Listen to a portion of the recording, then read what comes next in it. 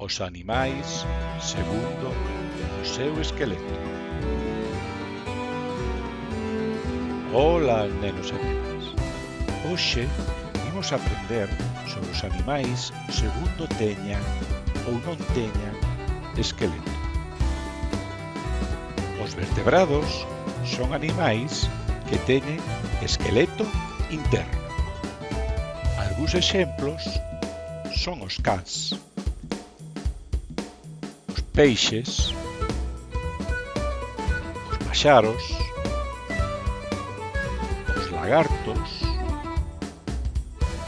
e os cabalos. Todos os vertebrados teñen partes en común.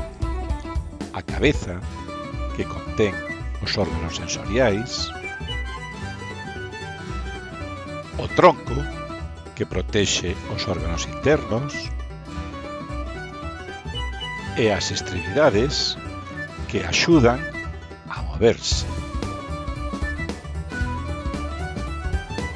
Os invertebrados son animais que non teñen esqueleto interno. Exemplos de invertebrados son as medusas, os caracóis e os vermes. Como vedes, algúns animais teñen esqueleto e outros non.